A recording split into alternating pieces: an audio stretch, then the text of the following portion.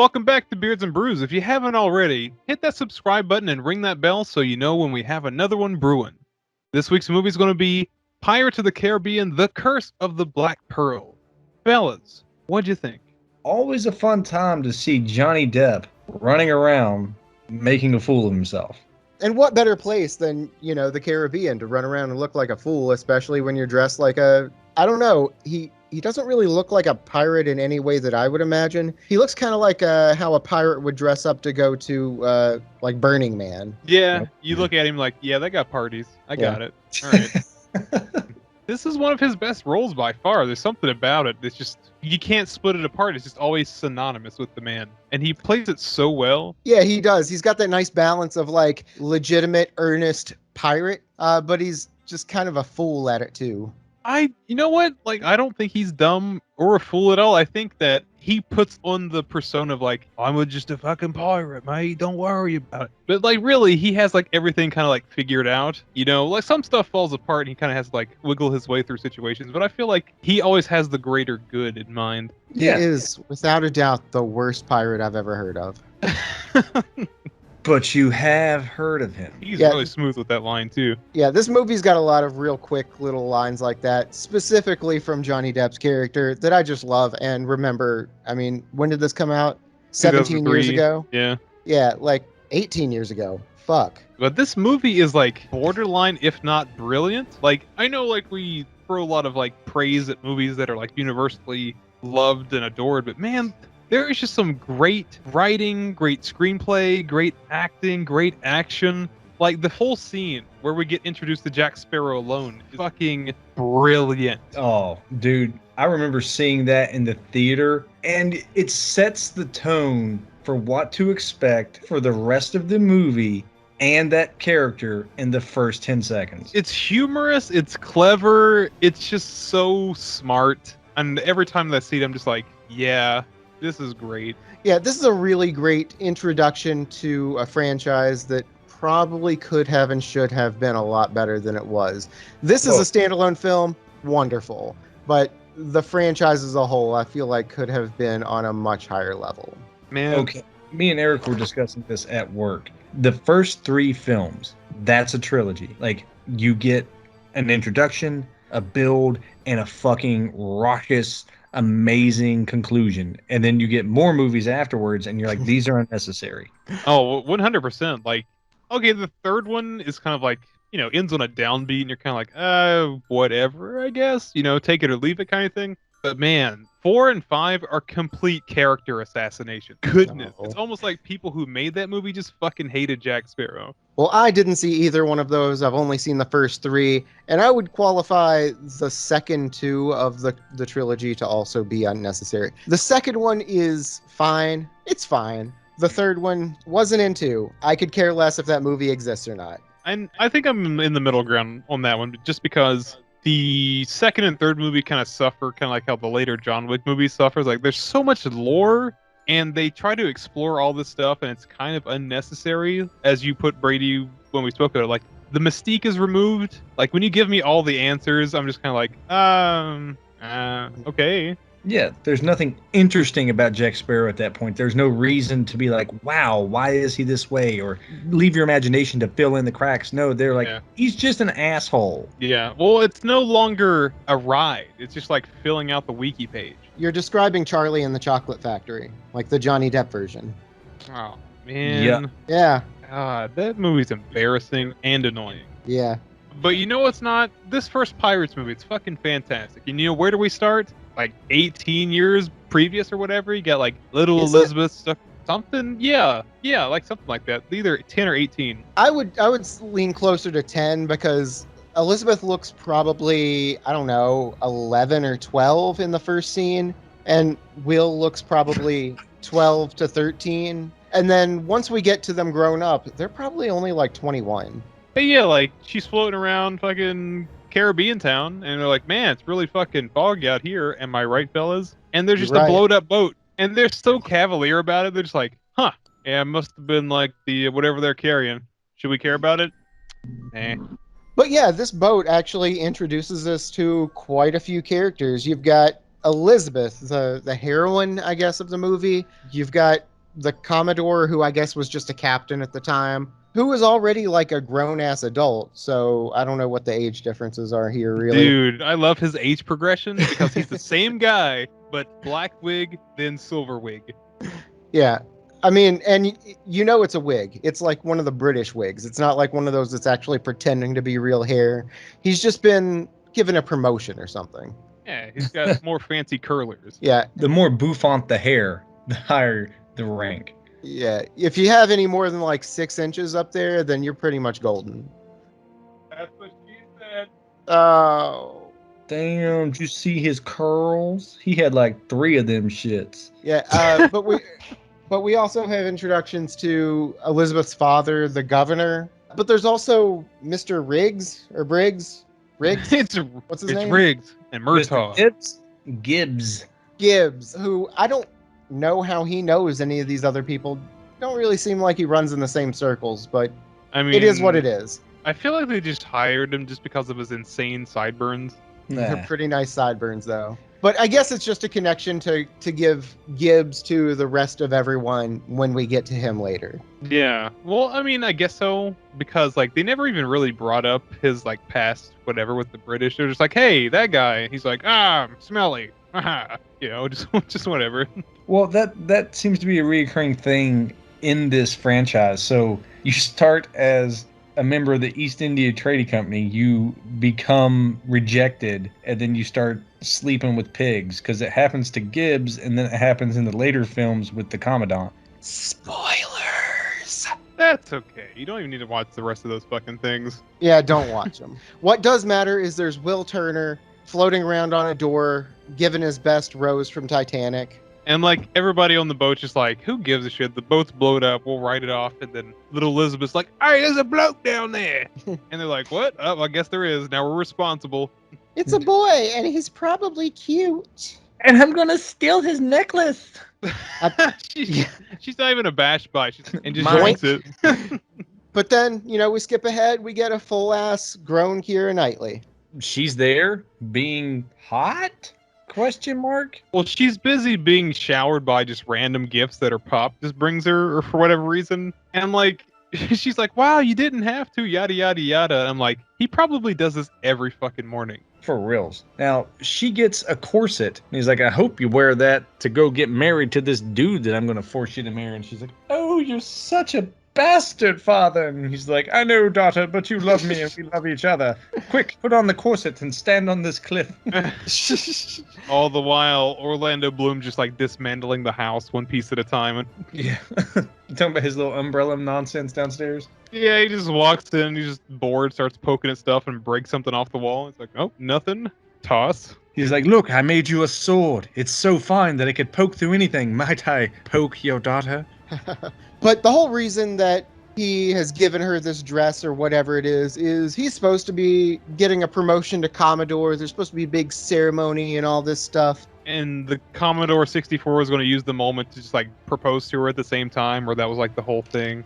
That's pretty tacky, isn't it? Like even in the 1600s, that was pretty tacky, right? I mean, Did you see the curls on the man? For reals. He had 5. Oof.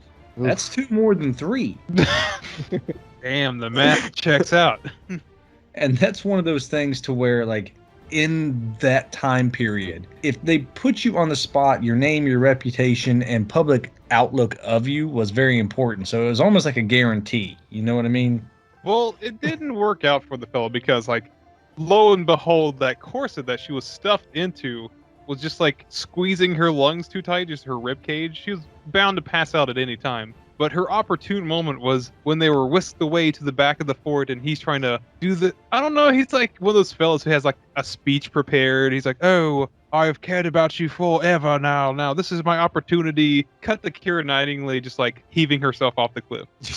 This comes just after our introduction to the main event, as far as I'm concerned, Captain Jack Sparrow. And we talked about it a little bit. He comes into dock riding this broke-ass thing of a ship. He's up in the crow's nest. And yes, absolutely. The reveal is perfect because it's him in the crow's nest. He's, the wind's blowing through his hair. He looks confident as hell. and it zooms out, and it's just busted ass boat, whatever. It's just like a schooner or something. And then it's sinking, so his like immaculate entrance to Point Royal or whatever it was, it's just his boat just being slowly lowered into the depths till he perfectly steps off into the dock. Beautiful. I like how the guy still has to tax him, and he goes, "You gotta pay the toll so we can have the rolls." And he and he's just like, "Hey, I'm gonna give you $100 to fuck off." And then steal $300 from you. And that's just like beautiful character embellishment. Like, no backstory need or whatever. Like, this guy, Jack Sparrow,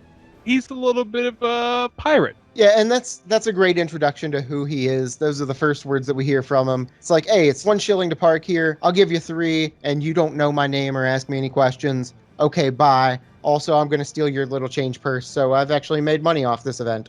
Hey, profit. Yeah. Just shortly after that, he's being questioned by a couple of redcoats, and he gets taken in or whatever. This whole interaction between those two fellas is like almost ripped straight out of Monty Python. Johnny Depp's whole thing is like he just wants to steal this boat so he can steal the next boat. And that's clever and everything, but these guys are just like, what? You trying to tell me that a European swallow doesn't fucking do this and that? I'm just like, what the fuck, dude? And of course, Johnny Depp's in the background stealing the boat. Until old Miss Swan decides to be like, "Raiden Bubbler!" and come flying off the cliff. Are you saying she takes a swan dive?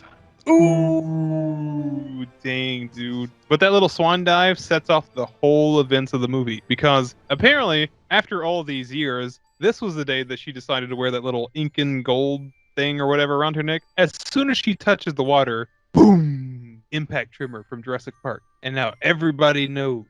Really? Yeah, you didn't notice like the shockwave and everything? Even the British boys were like, "Oh, what's all they saying? You just fucking feel that?" And they're like, "Oh, it's just the tide." Huh. Jeff Goldblum's in the background like, ha ha ha. Maybe that's what the rest of the movies needed, a Jeff Goldblum. You know what? I shit you not. The missus and I were watching this. I was like, man, if anybody could replace Johnny Depp, it'd be Jeff Goldblum. For sure. I'm a pirate. I mean, duh. Look at me. I'm a pirate. Like, what will you call the rape of the natural world? I call being a pirate. Oh shit. Johnny Depp jumps in to save the Bonnie lass because none of the other ones know how to swim, and that's why he's not, I don't know, just hung immediately. Yeah, I guess there's like a little bit of a trade-off. Like, oi mate, I saved the girl. Just let me go and I'll piss off, whatever. But then Commodore 64 is like, hey, what's this on your arm? Is that a P? Stands for penis. This man's a man. Hang him. Yeah. It's the only thing worse than a rapist. A child? No. I do like how fast they turn it around though. Like, oh, you're a hero. Kill him. And he's like, nope, not so fast. I got the girl. Dipset. And he's like, hang on, honkies. I'm running out of air. And he just slashes at a thing and the swashbuckling begins. Yeah, this is clearly when the swashbuckling begins. And it's great fun. Like, is this like stupid the more you think about it? Of course. There's a guy who's flying around on his chained hands, just breezing through the air, getting shot at by these old-timey muskets and every bullet missing, a la Indiana Jones if you want to. But man, it's just so fun. The music is what sells it. It is gorgeous. The music is great. This is an incredible score. You know, classic Disney. But yeah, there he is, spiraling through the air. This was the day that you almost caught Captain Jack Sparrow. And he goes running around in town, and we get to see young Mr. Turner as he runs in and does a complete better rendition of Mask of Zorro. 100%. Yeah. Yeah. In the blacksmith shop. This is an amazing, amazing, amazing sword fight. It's incredibly too good. Like, goodness. Like, we didn't. It's almost like kind of like how Phil Collins went too hard for the soundtrack of Tarzan. Like, he didn't have to, but he did. But he did, yeah. Yeah. Yeah, we talked about, what was it, a few weeks ago, maybe even a couple months ago now, The Mask of Zorro. We talked about the sword fights in that could walk, so movies like this could run. And I still believe that. This is chef's kiss. Yeah, because it's not just the fight choreography and how insanely entertaining it is, but you get, like, drops of character building as they're just farting around and swinging swords and shit. Yeah, and as they're doing these sword fights, you know, Will Turner's showing that he may just be a lowly blacksmith, but he is trained in the art of Seduction. Oh, Oh yeah, like he's gonna cut off Jack Sparrow's fucking clothes.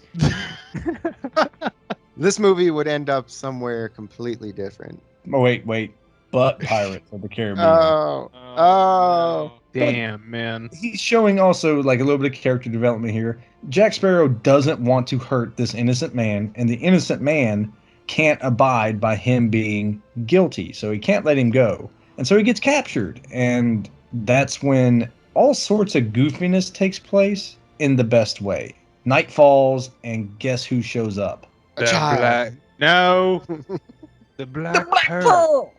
I know like the Black Pearl is basically like a character in itself, but I just absolutely love how like no matter where that ship is, it's just always shrouded in smoke or Mhm. fog or whatever. Like it's just so dreary. It has its own atmosphere.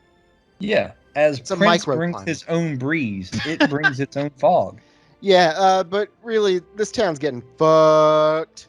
They don't even announce that they're like, we're about to commandeer this entire town. They just show up and fuck shit up.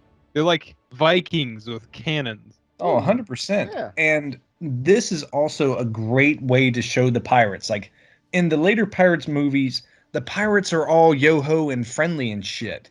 In this one, they are literally blowing apart the town, killing everyone they see. Even the two comic relief pirates are way darker in this one. Yeah, this is a legitimate like pirate raid on the city of Port Royal, which I found out is in Jamaica. Yeah, Ooh, I want to yeah. take you. I did a little bit of geographic research for this one.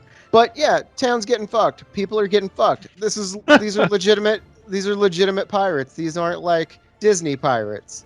You call them comic reliefs, but really, they're just barely funny. Like they are funny, but like as pirates, they're like, huh? Yeah, he cracked a joke. He's thinking about raping. Yeah. Because the scene where they're going to get Elizabeth Swann is uncomfortable. Like they find her hiding in the closet in her underwear, and they're peeping through like, "Hello, Poppet." You know, they're gonna do some terrible things to where they have to, you know, they would have to like beat her unconscious and drag her back to the ship. But she Oh. unwittingly volunteers to go with him by going, "I want parlay," and they're like, "Oh yeah, sure, we'll do parlay. Let's go." I've heard the word parlay before, so I'm gonna say it now. Parlay. Did that work? It worked? Elizabeth has like a really extensive knowledge about the codes of pirates. I don't know if it was like a thing or a phase she went through, but like it worked out. No, I feel like, you know, even back in our introduction scene, she talked about how she was interested in pirates, and I'm sure that when she found that medallion from Will Turner, that just like kickstarted an interest that was already there, to where she was just like pirate horny her whole life. Ooh. She's waiting for the finest plank to walk. Mm-hmm. Oh. Yeah. Will Turner's gonna swab that poop deck. Anyways, they get her back to the ship, and she's like, "What I want from you is to leave my friends alone, and I'll give you this piece of gold. You're here for the piece of gold, right?" And we're and introduced she- to Captain Barbosa, played by Joffrey Rush, and he is an amazing character. Yeah, he does Oh, great in this. Absolutely. I love him to death, even though he's technically the antagonist. Like, I just love his character because he's just so in it. Like, he is now synonymous with piracy. Farness. Agreed. And she says, "You gotta leave them all alone. I'll give you the gold." He's like, "Sweet, pack it up. Let's roll." And She she's like, thought- "Well, what about me? I get to go home, right?" And he's like, "That ain't part of the deal, bitch, because you done lied and said your name was Elizabeth Turner, and I'm looking for a Turner."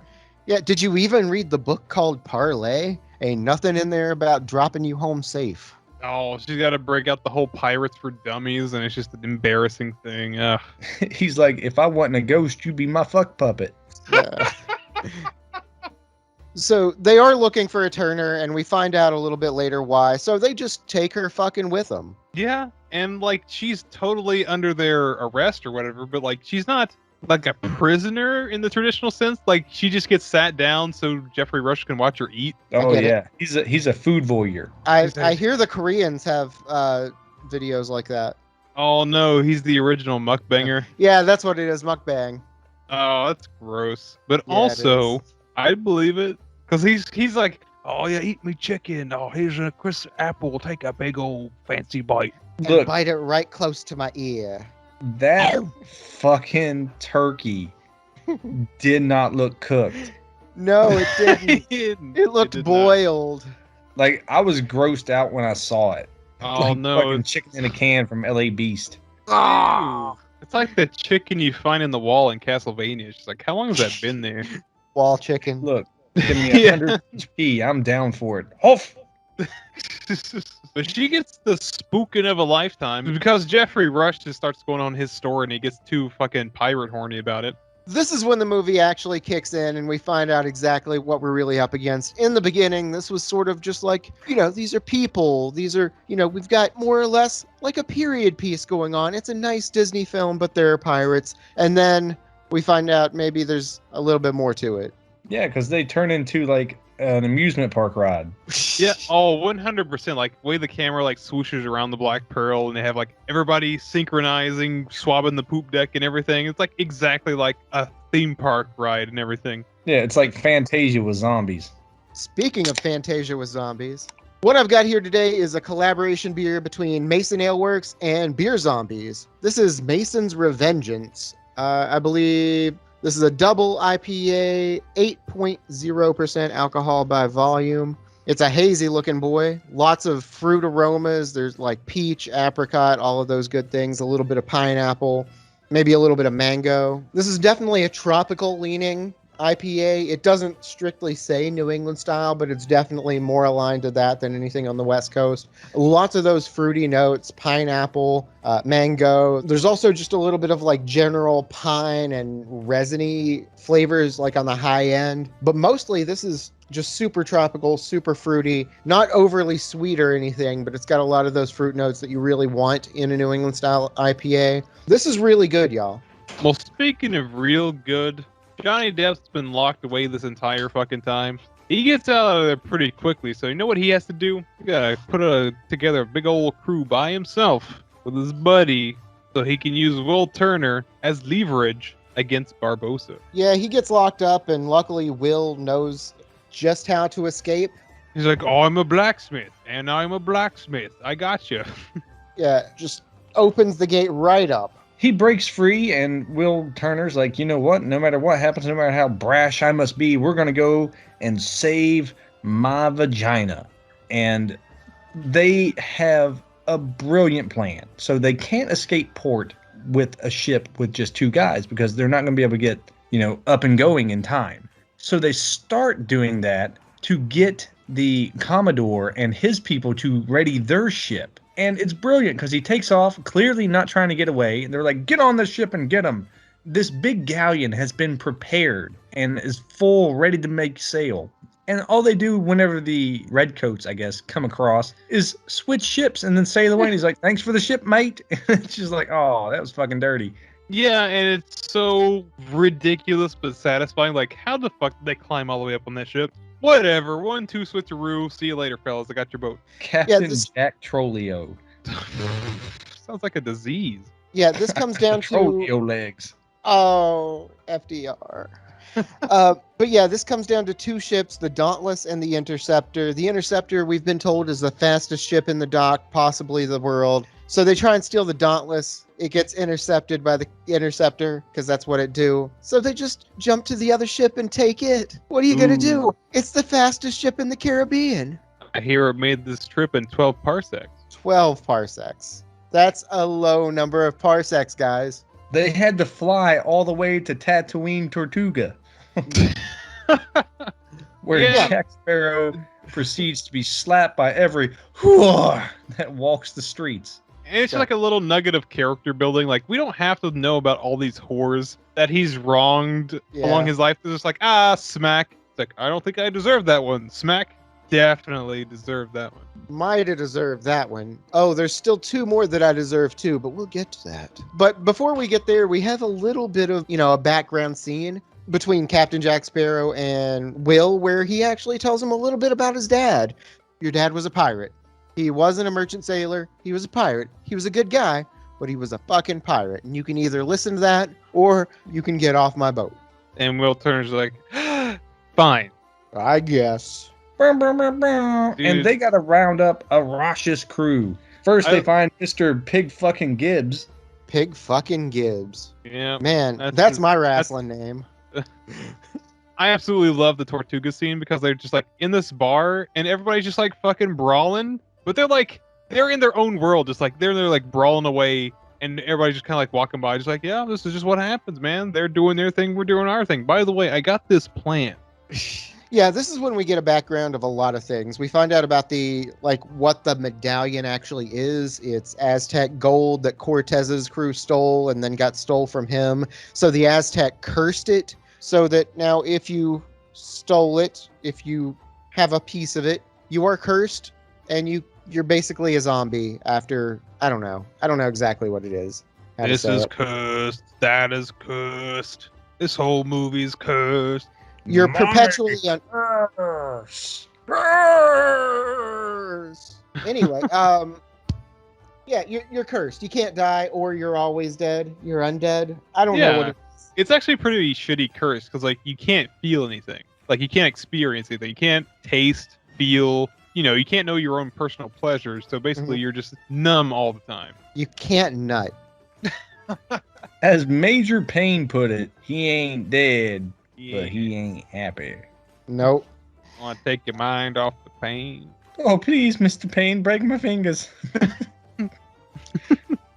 Oh, shit. So they gather up a crew of mute people with parrots that can talk for them, micro men, mini-me, and you have a lady who's like, that's going to be my ship. And he's like, you know what? Fuck it. It can be your ship. Let's hit the seas. To adventure. You know what? Yeah. You're totally right. That can be your ship. Just, you got to come with me and maybe stay in my bunk.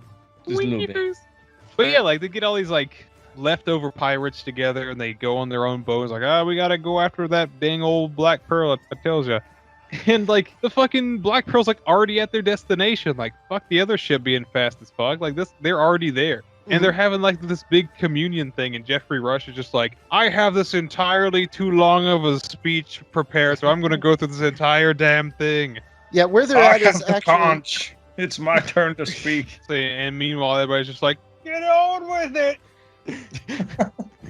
Yeah, where they're actually at is a little like inlet cave that's on a cove in an island that's got, I don't know, just mounds and mounds of pirate treasure, just like gold and gems and just, anything that you could imagine. It's just sitting right here in this little hidden cave. Yeah. But all the pirates are just stomping around in it like it's our party.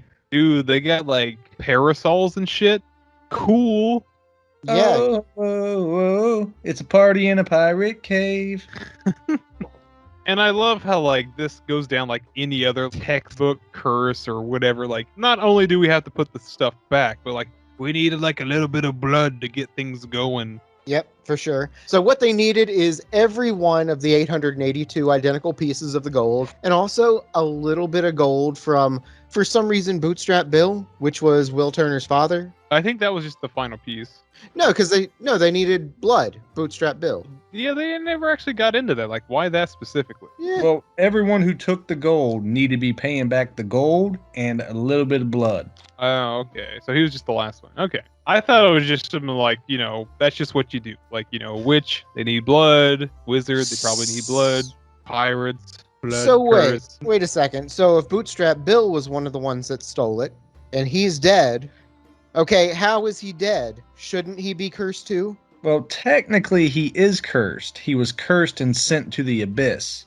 But then they didn't know that they needed, to be crushed forever. So basically, it's like the story of Soul Reaver. They fucking threw him in the white-hot burning depths forever, and then he went mad, And in the second movie, that's why you get introduced to him as Davy Jones's little henchman, because Jones found him down there like, hey, you want to be crushed forever? Do you want to serve on my ship for 99 souls? Long story short, Davy Jones puts a barnacle on his head. You're part of the crew, bud. Part of the crew, part of the ship. It's all the same. Yo ho, bottom of the ocean.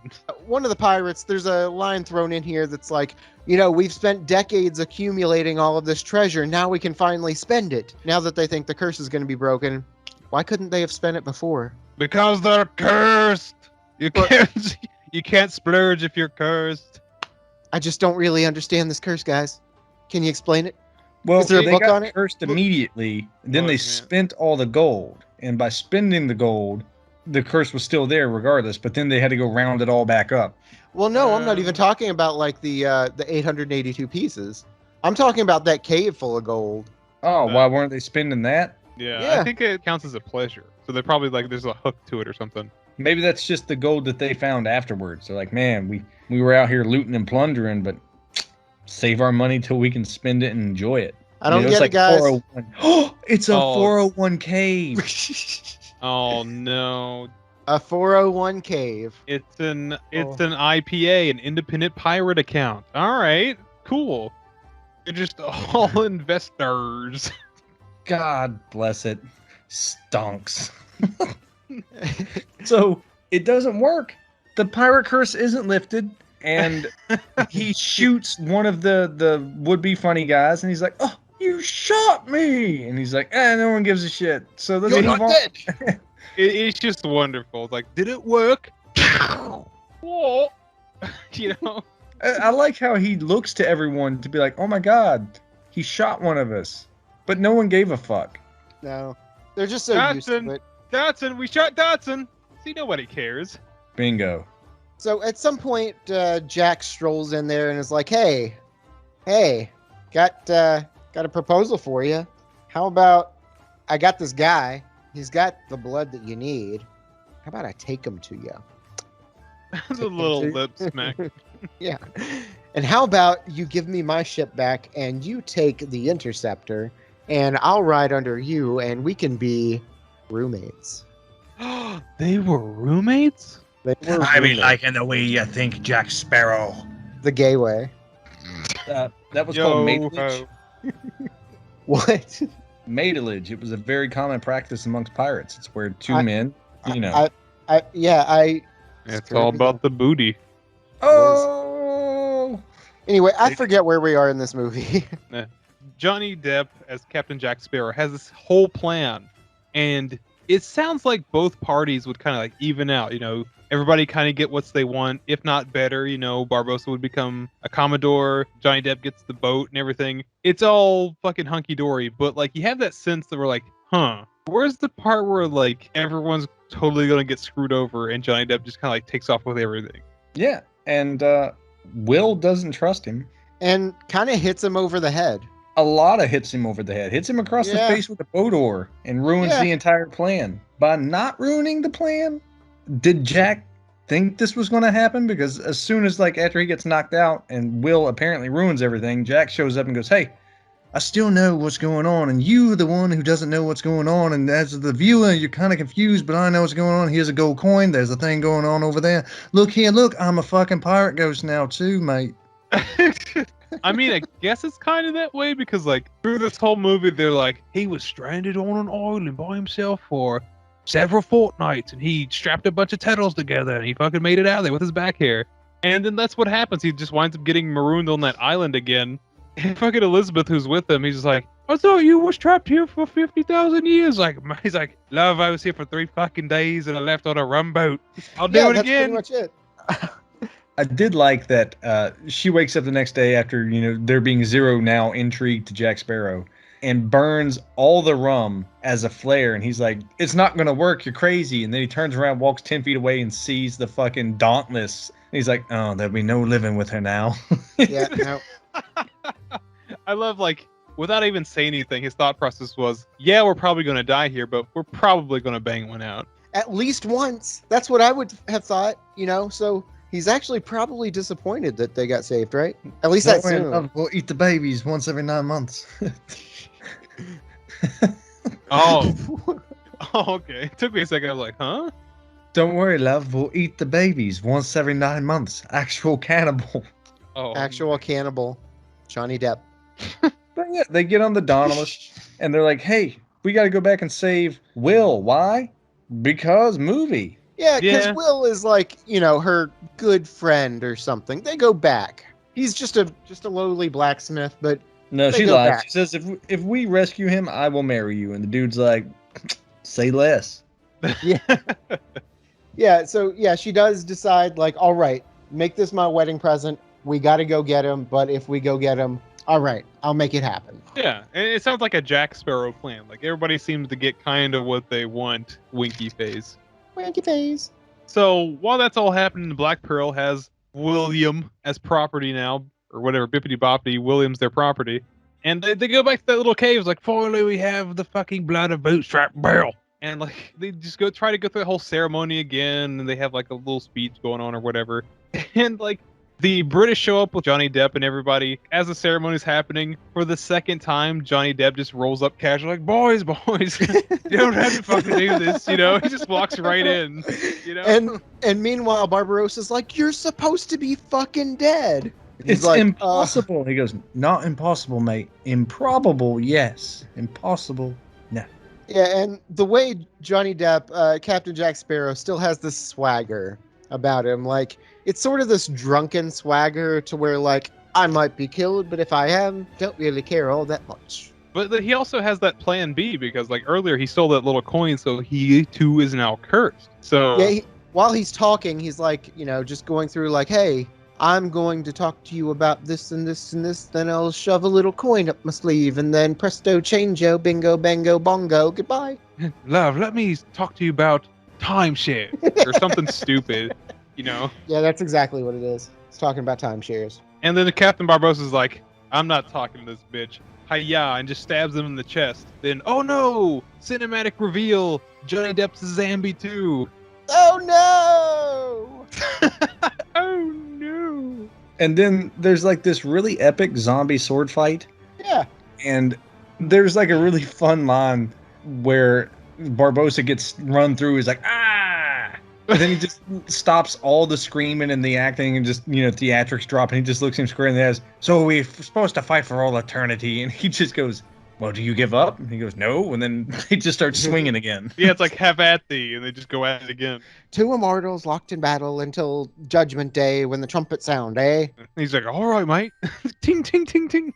Yeah, they're fighting the zombies. Neither one of them is going to die, but neither one of them can give up. Meanwhile, there's some sort of a like side story thing going on with like the zombies attacking the Dauntless. Yeah, Yes. it's a pretty big B plot. It's actually one of the most impressive things in the movie. So as they're tinkering around with their swords and everything, the rest of the crew is sneaking up on the British underwater because like they can't fucking die. Right. So of course when they hit moonlight, they turn into zombies. And this is one of the coolest effects in the entire film. It looks really cool. It does. Well, as they pass underwater under the moonlight, they're skeletons. And once they pass under the ship in the shadow, they're fine. But when they go back into the moonlight, they're skeletons again. It's just a simple idea brought forth in the coolest way possible. Something that I forgot about until just now. There's a scene way earlier in the movie when Johnny Depp, Captain Jack Sparrow, and Will Turner are trying to steal one of the ships, and they go underwater with a canoe over top of their heads, and somehow they can breathe even though the canoe is underwater. They had like an air pocket. Don't worry about it. That's not how that works. That's not how any of this works. What's fucking going on? That aside, these OP zombies make their way onto the boat and just start fucking wrecking house. Like, these guys don't really stand a chance, to be honest. The fact that they lasted that long is kind of surprising. I don't know. Like, living versus the undead. I've got my money on the undead generally. Yeah. Because the living can die, but the undead, that's kind of their thing. Elizabeth's dad is in the captain's quarters. Forget his name, like Brian May or something. I don't know. Meanwhile, the big reveal is happening. There's old Bootstrap Bill's kid, and he throws him the coin, and Jack Sparrow is, you know, holding the pistol, and he shoots Barbossa. And Barbossa goes, you've been carrying that fucking gun for 10 years just to waste it? And he goes, I didn't waste it, mate. Look. And he turns around, and old fucking Orlando Bloom from Black Hawk Down, who died trying to repel down specifically, cuts his hand, is like, aha, the curse is lifted. And poor fucking Barbossa, holding his apple to celebrate his rebirth, goes, I feel cold. And then he fucking drops dead before he ever gets to bite his apple. Yeah. Boy, it's fine. It's cool. Because, you know, Jack Sparrow, he's already got like a gold crown on covered in jewels. Like, all right, man, let's fucking get out of here. I fucking love that. I fucking love it. And we discussed it. So whenever the curse gets lifted, all the pirates realize, holy shit, we can die now. And they all surrender to the crew of the Dauntless. Parlay. Parlay, my dudes. Parlay. It's like, what do we do? Somebody yanked out the game shark, you know? for reals. And then Jack Sparrow is sitting there. He's got one hand full of gold mugs, like chalices. The right hand is full of just pearls and gigantic necklaces. He's wearing a fucking ornate crown on his head, and he goes out to take the pearl. And his fucking crew took it and left him. And they're like, "Oh, sorry, Jack." And he goes, "No, no. It was the fair play." And he's just sitting there on the rowboat with all of his little treasures, looking at the Dauntless, knowing that he's just going to go get hung now. Yeah, It and is I the absolutely wish that, like, even though they're going to hang the man, they should have just let them keep the crown, just for shits and giggles. It was adorable. What, you just want him to like wear it as he's getting hanged?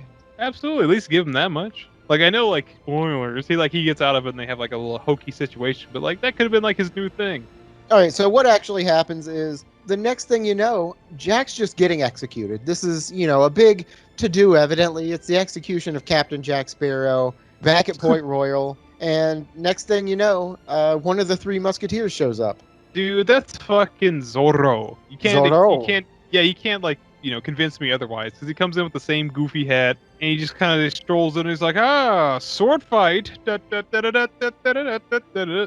Yeah. And there's much sword play to be had here, and again, it's all good action. Jack Sparrow gets loose by the aid of Will, and they run out to the ledge where the movie started. Yep. And he's like, "Oh, I thought he was gonna get away, mate. Look, there's a parrot. Clearly the pearl's about." And fucking Will is like, "I love Keira Knightley's character in this movie." And suddenly the fucking commandant is all, "Well, I guess you can have her since she loves you, but Jack, you're gonna die." He goes, And "Well, not if I jump over this." and I know, like, the Commodore is like, supposed More to like be, Cuckador. dude. That dude exudes like small dick energy the whole movie, and it pisses me off. Cause like I get it, like, it's supposed to be like an adventurous, happy ending, but at any time he could just be like, "Listen," and it's over. What is that? That's the sound of a sword swiping through Jack Sparrow. Just That's not a sword. That's a duck. You know what rhymes with duck? Cuck, because that's what he is. Damn. Because he's straight up like, "Hey, all right, if that's what she really wants, I guess you can have her.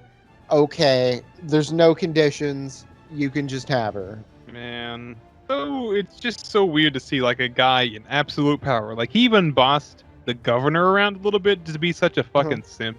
Yeah, Yeah. and then he's like, "I guess we can give Jack a day head start or whatever, too." Yeah. He's cucking to Jack Sparrow, too. Yeah, he just like, "I'm in it for the adventure now. Look at my fucking curls." Yeah. At that point, he was just over the entire situation. He goes, "This woman doesn't want me. I can't capture this goddamn bad guy. I'm going to go rub one out, take a nap. We'll start fresh tomorrow." He's That's just exactly gonna take it. it out. He's just gonna take it out on the townie whores, Yeah. Oh, man.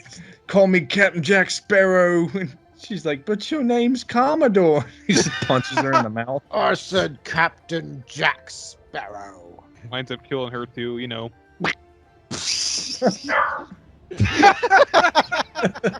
The dog was alerted by the duck. But of course, everything wraps up. Adventure awaits, that kind of feeling, Yeah, Jack gets his ship back. His whole crew is there waiting for him. Like, "All right, we came here. Here's your hat. Here's your compass. Bring me that horizon." So Bam, bam, bada, bam, bam, bada, bam, bam, bada, bam, bam. And really bad eggs. I mean, this movie at this point is like, what, 13 years old or whatever?